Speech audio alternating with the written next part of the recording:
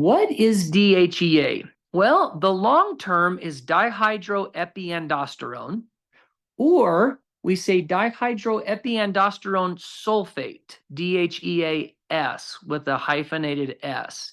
This is a hormone that's produced primarily by the adrenal gland, and it's one of the major precursors to the other hormones in the body, like testosterone, estradiol, progesterone, and so forth. And it's very anti-inflammatory. So you see in this slide right here, this particular slide shows the hormone cascade.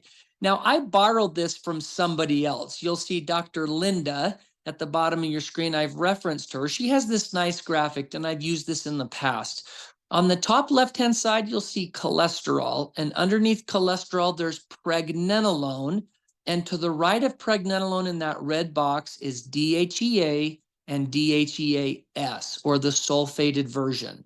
So now you have some insight as to why I'm not a huge fan of lowering your cholesterol as low as we can possibly get it, because we use cholesterol to make all of these important hormones, even the adrenal hormones like DHEA. If you're kind of a biochemistry nerd like me and Eric, you'll see that I've put the molecular shape. No one cares about this, but I want to point out something specific. Hit the space bar again.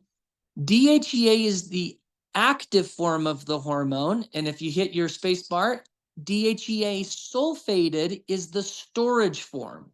So all of you are packing around a bank account of DHEAS, and that DHEAS is inactive. Hit your space bar, but when we cleave off this sulfur on the end of DHEAS, one more time, Eric, it turns in, and then one more, it turns into DHEA, which is the active form. So we carry an active form and an inactive bank account of DHEA so that we have reserves. It's so important that we need a healthy reserve. So today, my focus is to help you to understand how you can put some money in the bank, how you can bank a savings account of DHEA sulfate so you need it for the future day.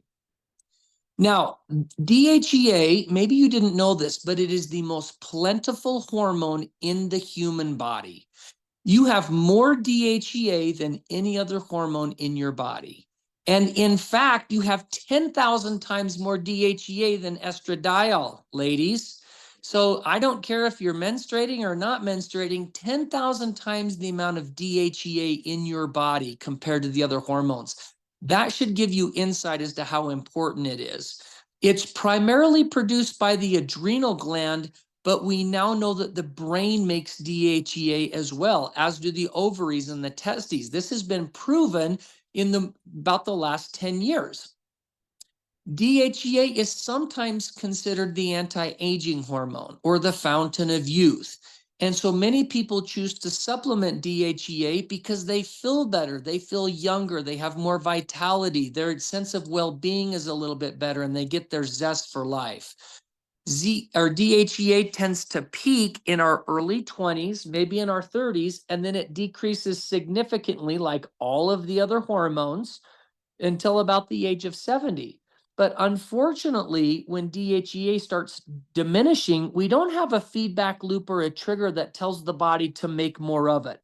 So that's why I talked to you about the storage form of DHEA and how we can bank a little bit more storage throughout our lives. DHEA has a very protective role in the human body. Number one, it's a precursor to other hormones. So it's a precursor to testosterone, which is an androgen, and to estrogens like estradiol or estriol and so forth. DHEA declines with age. And so we think one of the impacts of aging may be brought on because we don't have DHEA. And it is a major contributor of heart disease, so any type of cardiovascular disease. I already mentioned to you that it decreases starting from about the age of 30 on, but the more sick that you are, the more disease, anorexia, kidney disease, diabetes, adrenal insufficiency, any critical illness in the hospital completely wipes out DHEA, so we need to bring that back. DHEA is consistently associated with death. Okay, in the literature, we call it all-cause mortality. but the actual meaning of that is death. So it's mostly associated with its relationship of contributing to death associated with cardiovascular disease. So more heart attacks, more strokes, more atherosclerosis in both men and women with low levels of DHEA. And I'm going to spend a fair amount of time talking about that today.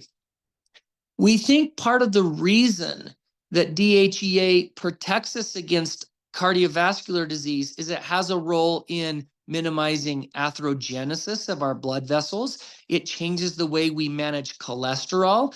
It alters the stress response. So if you have high cortisol, actually taking DHEA will balance high cortisol, wink, wink.